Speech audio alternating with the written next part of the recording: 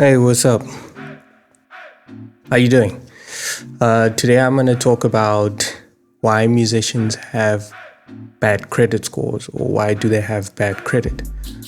By the way, I'm Ephy from ephyn.com, music producer. I've been making music for about over a decade now. I specialize in hip hop, pop, R&B, and our very own Amapiano and Afro beats, by the way. Yeah, shout out to the Nigers. How you? Anyways, I just wanted to talk about why musicians have bad credit or have bad credit score. According to banks, studies have shown that banks they see musicians as high risks. Loan denied. So they see a lot of artists as high risks as compared to someone who has a permanent job, who works a 9 to 5, who earns a salary and is more likely to have a healthy bank statement and have something called a payslip, as compared to a musician.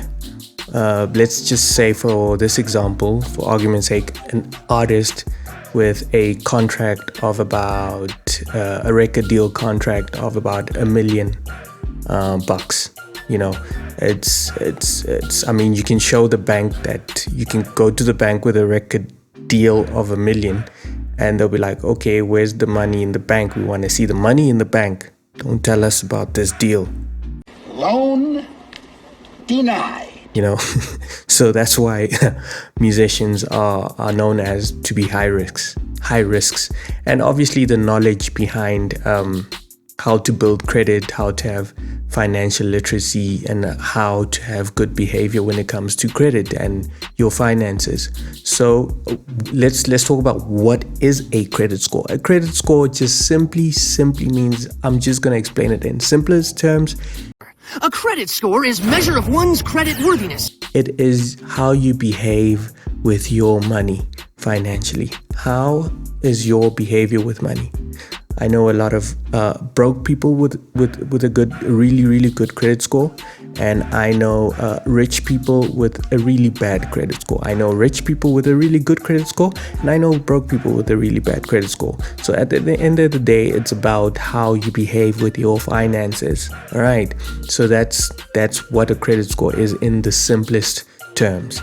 All right. So you can dive in deep down and go into places like Experian, TransUnion, ClearScore.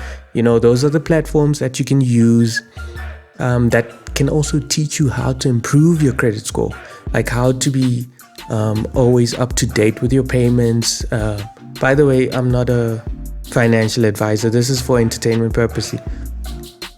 This is for entertainment purposes. So I'm just, trying to let people know and educate people on how to, especially musicians, because I'm a musician. So I'm just here to educate people on how to actually level up on their credit. Because if, let's say, for example, you have a good credit score, right? You have a good credit score of about 600 and above. I think a good one, a really good one is like about from 800 to 1,000, I think. I'm not sure about that one. But yeah, so let's say you have good credit and your bank statement looks very healthy. There's consistent finances coming in on a monthly basis, and whether you're employed or not, by the way. And you go to the bank and they see that, okay, this person makes about X amount of money.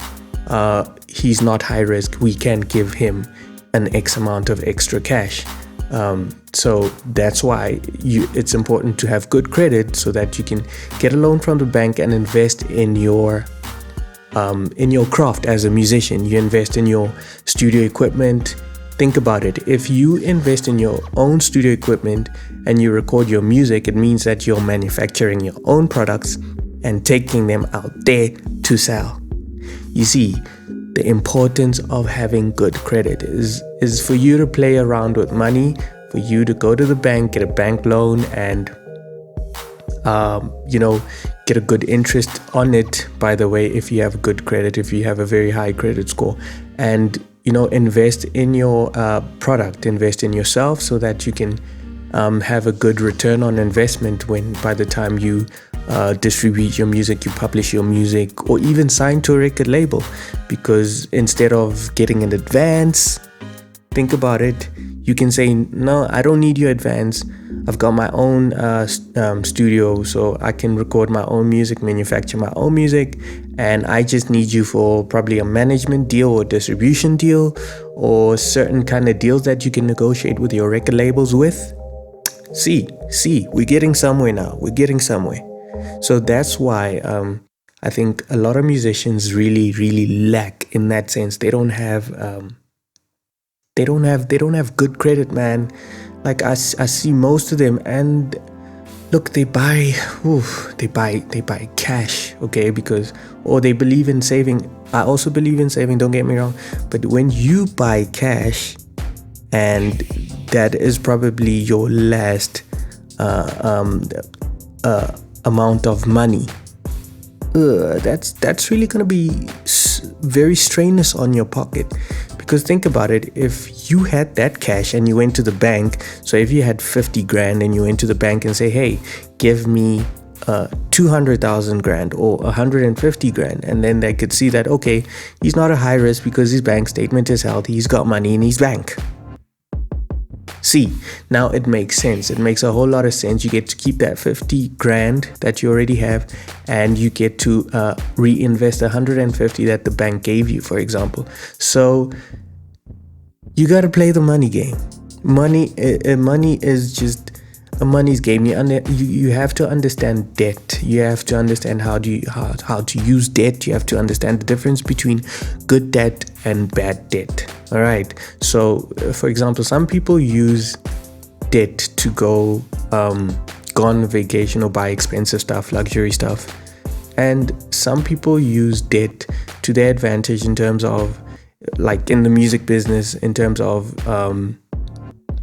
marketing, distribution, or whatever the case may be, and obviously recording, manufacturing your own music, manufacturing your own product.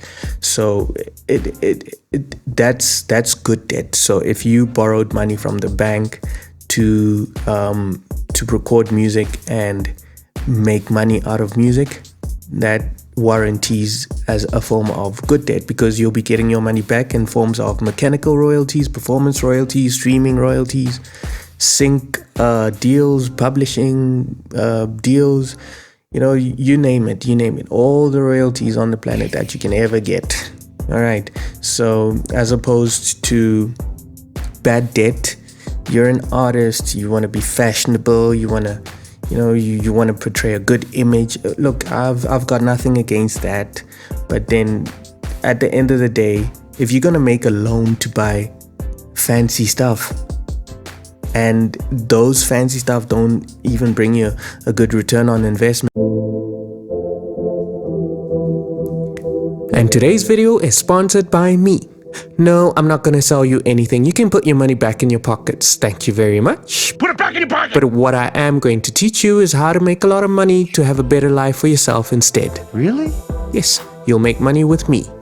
So what is it that you'll be doing? Well, you're going to help me sell my beats to singers and rappers. My beat prices go anywhere from $50 to $1,000, and you'll get a commission of 40%. Really? Yeah, really, 40%. Just simply sign up to be an affiliate on my affiliate program, go through my short training program course.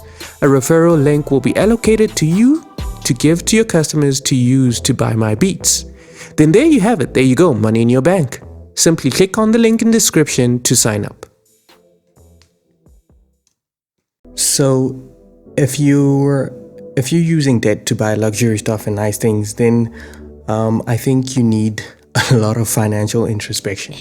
I think you need to educate yourself about money, educate yourself about debt as well. One of the books that I would recommend is Robert Kiyosaki. That's why Rich Dad Poor Dad was like the start for me. It's a very good book to read. It tells you about good debt and bad debt, and how to spend your money properly. I mean, for example, if you want to get into a place where you want to buy luxurious products, I mean, like fancy clothes, fancy cars. It really doesn't matter, but at least have where you can invest in assets that will give you a good return on investment, so you can afford those luxury products. You see what I mean now? So before buying fancy stuff, rather buy things that will make you money for you to buy the fancy stuff. Get what I'm saying? All right, so that's about from me. That's about it from me. Hope you have a great day. Peace.